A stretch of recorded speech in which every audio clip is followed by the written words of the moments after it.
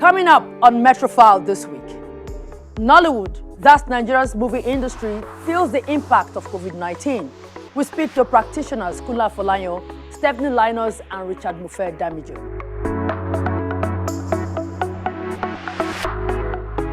Well, thank you so much for joining me on the program today. Now, it's been a few weeks since the gradual easing on lockdown. Now, that means most people had to go back to their businesses, hoping for a bounce back.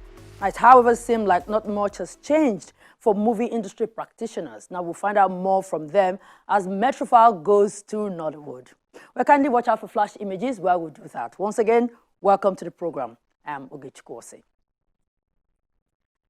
Okay, COVID-19 has been dealing with lives and businesses all over the world. Nollywood shares in this major setback. Now, let's find out from the practitioners how they have been coping with it. Take a look.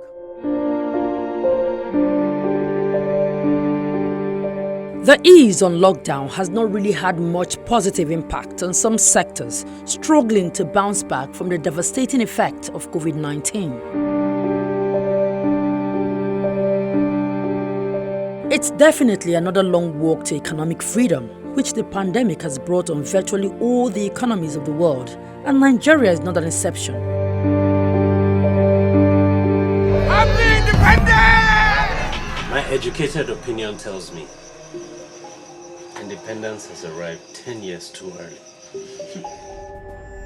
Nollywood, the second most prolific movie industry in the world after Bollywood, is also not immune to the effect of the pandemic. Key players in the industry have had to deal with the untold hardship this has brought on them and the impact it will eventually have on the industry moving forward.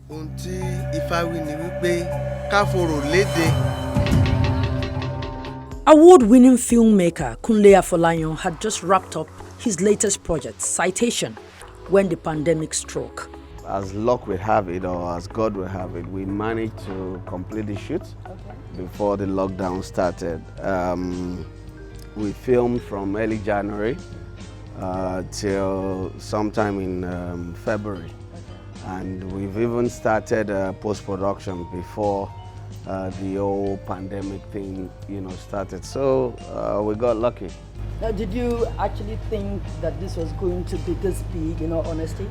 Sincerely, I didn't know, because for me, I already even scheduled, because when you finish shooting, you start post-production, and there is one aspect of our post-production that we don't do here, that we do in the UK, and this requires that you book ahead, and I already booked to go and do that in April, when this entire thing started, I thought it was, it's something that would just come and, but hey, we're still here. But for me, it has really affected the entire world, not just our sector, but I believe that the wise ones, to a large extent, are finding a way to prepare themselves for post-pandemic. Action! Action! Action! He may have been quick enough to have done the greater part of his recent project, but nonetheless, there are other major ways the pandemic still affects his job. Last year there was this intervention fund. I mean, it's a loan by the central bank, and it's called Creative Industry Loan. So we accessed the loan. We managed to secure a property, and we already had a plan to start renovate, because our rent was already due where we were, and but the whole pandemic thing really set us back. One, we've started paying interest from the very first month, end of the first month, after securing the facility, and there was no revenue coming in. And it wasn't a small amount of money. You can imagine paying 800,000 naira as interest, just interest, without the principal. And you're not working, there's no revenue of any sort coming in. But I think a month after, there was a directive from CBN that, the loan should be reduced by a certain percentage. I mean, the interest rates. Yes, this helped to an extent, but we're still not working. We're still not generating revenue. and we're still paying. Now, even if we're allowed out, for instance, do you think people are confident enough to go out there? Because a lot of people are scared. I mean, that's the truth. A lot of people are scared. But how well do you think people's confidence will be when it comes to going out there to want to go to the cinemas to actually see a movie? Well, are people scared? I doubt that very much, because every day I see traffic, I see loads of people, you know. So you think that people can't? No. Look, I think the important thing is that the campaign should continue. The preventive measures should be in place. Everybody should, follow directives from the health officials, and the government and the ministry, and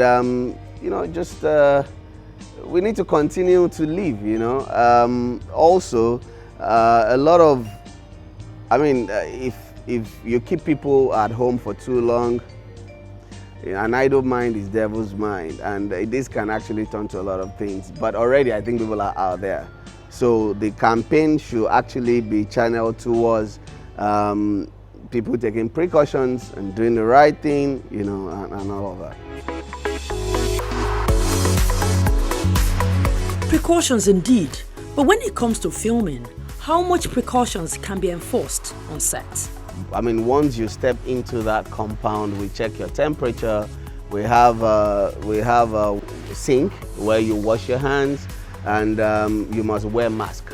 We have, as a matter of fact, I have a lot of masks in my car that I even give people when they don't have. Even a lot of our staff, they wear masks and all of us. So we can apply that to the set as well, to say, look, when you come in the morning, everybody must do the routine. And it's not just when you just come in, it has to be like at interval. If there's any break again, or if you've done anything that you think requires you washing your hands and all of that, we just need to do that. And we have sanitizers, we have all of that.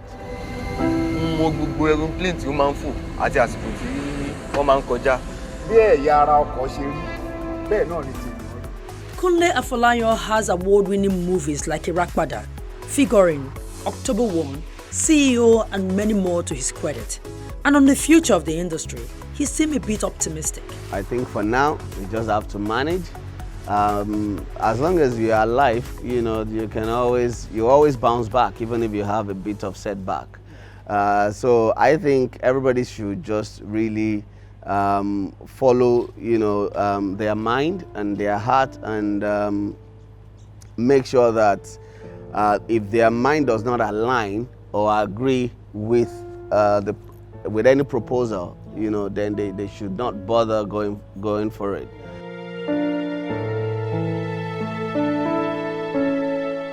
The battle to defeat COVID-19 is for everyone, and the director cum actor believes his colleagues in the industry have a responsibility to use their platform to enlighten their followers. A lot of people in the entertainment industry, even beyond actors, musicians and all of that, we all have responsibilities, and a lot of us have followers. And some of these followers are diehard fans, and they just stick to whatever it is you say. They don't even bother to check if it's true or not. So I think this is the time, and I know a lot of people have been doing it, to use those platforms to educate and enlighten people, on what to be done, what shouldn't be done. We can only try, not like everybody is going to listen, but I think the onus rests on us to play our role. For me, I think that is also part of social responsibility. The expatriate CEO of Transwire Nigeria recently retired. Kola, 很高兴再次见到你。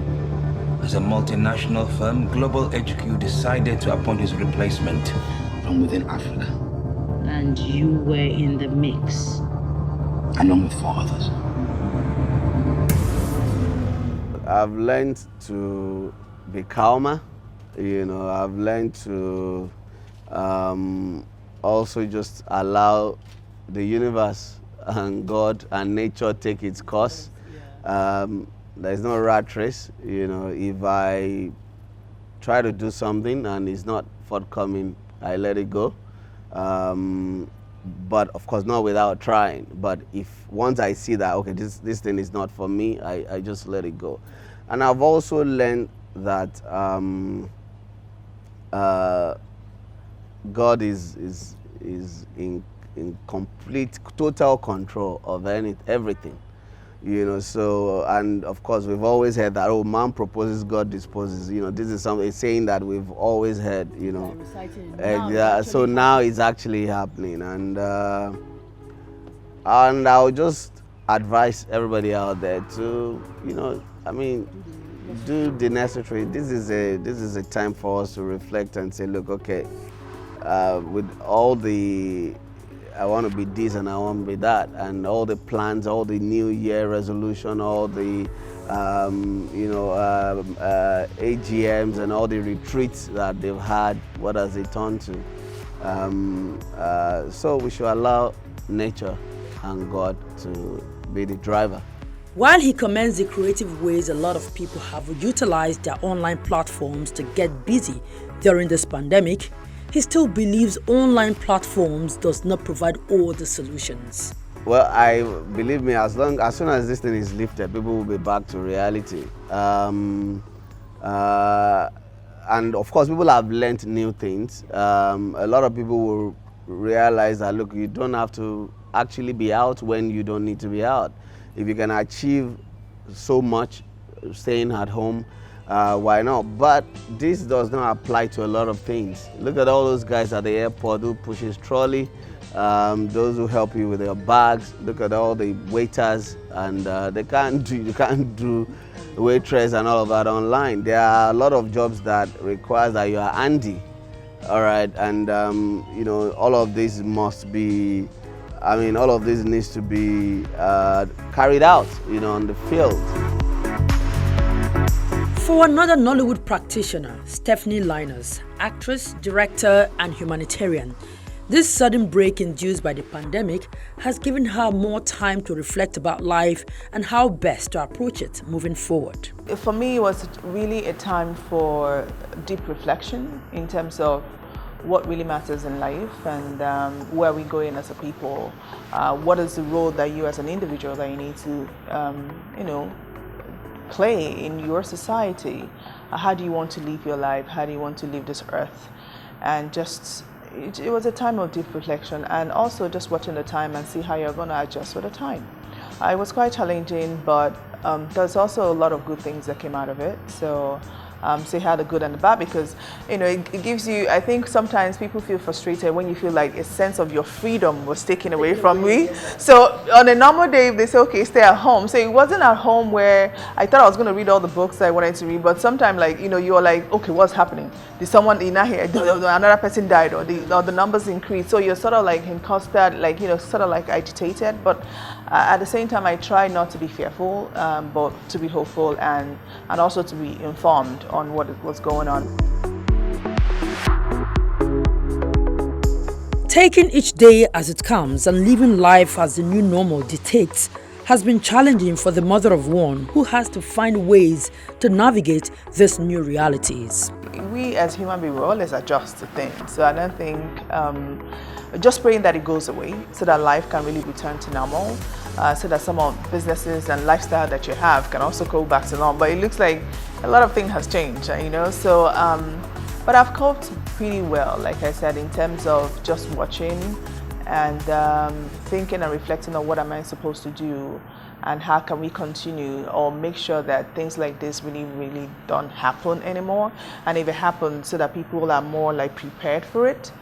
So I've coped a lot, you know, adjusting my house, making sure my family and friends are okay, calling on families and working offline. And so we've been able to adjust pretty well. At this time, she believes making a positive impact is paramount in this world now glaringly filled with uncertainties. It's a time for people to realize that at the end of the day, love is such a powerful thing that we really need to radiate more in this world.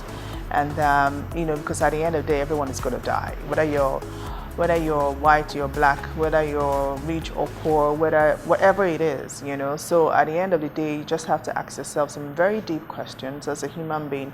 what is your role, what are you doing to better the world or the space that you find yourself, and so that, you know, even if you depart, you know that at least you've done something with your life. I want to go back there, you know. I want to go back there. And thanks for coming to help in our small hospital. She definitely wants to be amongst those who did something positive with their lives, especially at this time. Practicing good hygiene is a collective responsibility we all must share. It's called Hygiene First, my new habit. And like I said, it was also a time of deep reflection that I woke up and I had this burden in my heart that have cleanliness is next to godliness. I'm like, okay, what does that really mean?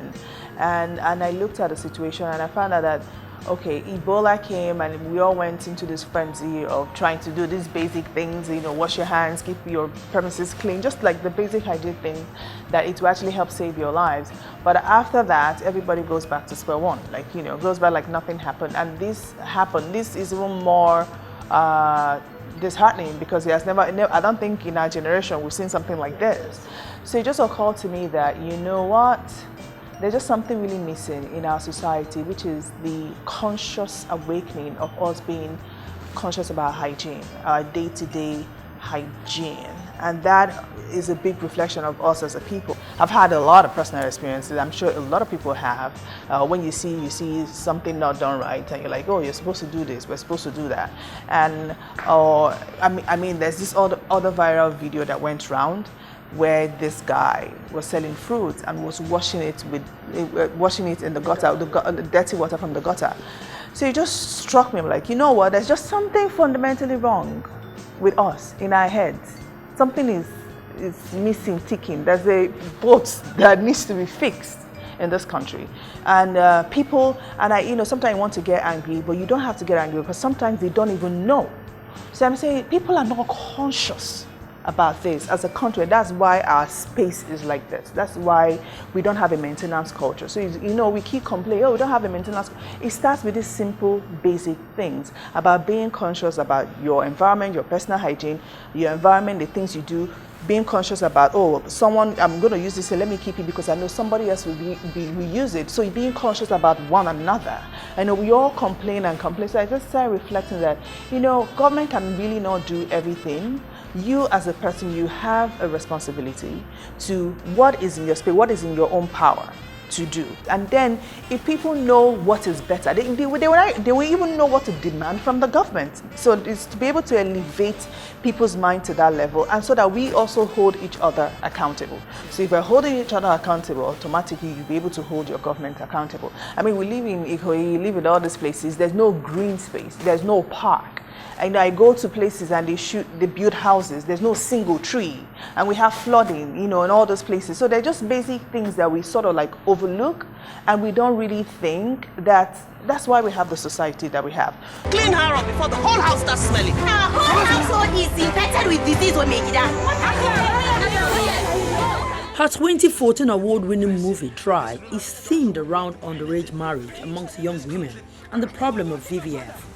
It is one of her numerous advocacy movies, and now she says the pandemic has put a hold on the other movie project she's working on. Oh yes, we're working on projects, and everybody is like stalling and waiting for us to go back to our business. And it's so sad because I feel our business will be we as as an actor, it's going to be quite, it's going to be really challenging for us because it's different because we are replicating real life, and in the real life you need to communicate with person. So how are you going to tell that story? So there's a lot that's going to really change in our industry, and I feel we are more affected, you know, in terms of our business and the way we do that, and we'll just hope that we'll find a decent way around that. In this day of social distancing, you're going to assemble all the cast and crew on That's set. how they're going to be acting. How are you going to do that? Well, I think, yeah, it's challenging, but I think, I mean, just like every other thing, I'm sure tests will be done. You make sure that the people that you're bringing in a space or in a project, they are all safe, and everyone is safe, and no one is contracting or giving any. So those are the measures you need to take as a producer to make sure that if you're doing a production, that everyone within that production and maybe make sure that they all stay in that period and adhere to the rules, and just to make sure that everybody's safe and everybody's tested and they're fine. Now, moving forward, are we going to be seeing movies that will continue to drive this message of hygiene? We have a list of activities of things that we want to engage, but the basic one is possible educating the people, because I see there's some sort of willingness. Now more than ever, she believes it's the time to look out for one another as humans. When you have love and compassion, it's whatever you do will reflect that. To know that you that is doing that, you're almighty, you don't know when the virus is going to come for you.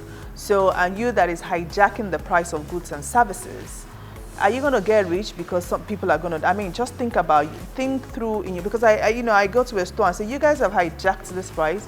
You guys don't have any conscience. Do you understand? So is this little money you're going to make at this time that's going to make you feel better? Do you understand? So people should not be heartless at this period. People should not just hijack prices of goods and services, where people are dying or people are trying to survive. That's just a horrible thing to do at this period. Indeed, showing love and caring for one another is what we need at this time. Now, veteran actor Richard Mofe-Damijo is still coming up on the show today, so kindly stick around. We'll be right back. That man just won one of the most unbeatable cases in Lagos. To be a partner is much more than winning cases. But you forget whose name is on the building. She's Mrs. Castle, and she's my daughter. On the part of veteran actor Richard Mofe-Damijo, he's just using this time to chill and do more advocacy online. Well, you can see my beard. I'm still under quarantine. The way it is. Yes, there is some kind of partial lift on curfew now. I think it's about 10 p.m. now. So, but my office is still not operating at full scale. All the work, all the productions I was involved in, they've all been cancelled. Some have been moved to next year. And I think the earliest that I will feel comfortable to probably step into a movie set right now would be probably August or October or something. I haven't, most of the things I'm doing now are more webinars. For me, it is a hard reset moment where we've all needed to pause, re-examine whatever it is that we are doing. The uprising that you are finding in the world is all a reaction to all that lockdown for some time, and so people have been looking for where to vent, and so every little thing that concerns humanity, people jump on it and vent. You will find that the protocols or the paradigms of engagement will be different when our schedule kicks in. And when all the economies have been opened and the world is reviving and travels and all of that, you will find that priorities will begin to shift again. But the way I've dealt with my lockdown is to be engaged in more humanistic things. RMD, as he's popularly called, is not one to be at the background this time. He has decided to use his voice and platform to join in the fight against the deadly virus. It will be silly of me if I think I have a voice not to use it. I mean, there was no recording that I would say no to when it came to the COVID fight. I was part of the COVID, which is still going on. Some of you might not have the money that a Dangote has, or a Femi Otedola has, or an Adenuga has, but what do you have? What else do you have? So you put what you have. In my place, they say when you don't have money to contribute to your in-laws' burial, you walk with your body. So if the ones that you can't do with money, you do with your body, you do with your voice, whatever it is that God has given you, that when you lend your voice to people, we find that there is some kind of authenticity in it. And so, I did, those were the things I did. So if you're a celebrity, it behoves, and you are a part of the community or whatever community that you live in. And so if just being seen will encourage other people to participate in whatever it is that would change or make life just a bit better for all of us, then by all means, it's your responsibility to do that. Economically, he laments how badly the pandemic has affected the industry. Imagine what has happened to Nigeria in the last two months. Hotels, gyms. I'm just using the ones that are, restaurants and food joints and all of that. Offices, look at my office, look, film productions, cinema houses. I mean, look at the amount of investment, for instance, that these young guys in Film One had put together, opening a lot more cinemas and all that. And now you just sit at home and you're looking at all the buildings and they're all empty. And there are people that are working in these places that you have to decide whether or not to let them go and rehire them 3-4 months later. There can be no norm. Things cannot never return to normal. It will be a new normal. How that new normal will be, we are still trying to determine it. He is, however, optimistic about a bounce back of the economy and wants everyone to be ready to accept what will eventually become the new normal. How on earth can anything return back to how it used to be? Even if there is no second wave or third wave or whatever and Corona leaves, our hygiene standard has just been bumped up. See how we have related today. This is not how we would have related before. And so if you come to me even in August or in July or in October to do an interview, I will still sanitize the microphone. I will still not let you touch me. I will rather my PA who has been with me and I know is okay, sanitize his hand to do all these protocols are going to remain. There is already a major paradigm shift and you cannot turn back the hands of the clock. The level of my hygiene, I'm not going to ever drop it again.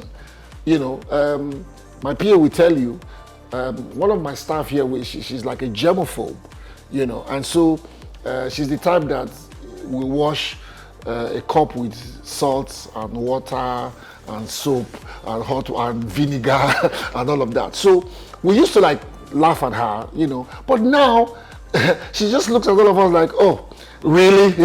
Really, you guys are getting to where I've been? So, and she's been using sanitizers for years. When she had a baby, you can't touch her baby unless you sanitize. And now, one has found that she was not being fussy. She had just been aware and being ahead of all of us, in terms of how far she can take her hygiene. And I think that is how far we have become. I have become so, in a way, not paranoid, but I've become a lot more careful, conscious of my environment. Still a domain of the law. Well, it's not a domain of this firm. We don't do pro bono. Oh, I do. But things will not be the same again. We should all be ready to embrace the new normal. Well, that's the new normal, so we should embrace it. Okay, everyone, that's it for us here. It's never goodbye because we will be back again here next week. To see this and more, kindly log on to channelstv.com. Follow me on Twitter and Instagram, and also reach us with the number blinking on your screen. Like I said, it's never goodbye. We want to meet you alive next week, so stay well and stay safe. I am Oge Chukwuose. Do have a lovely weekend.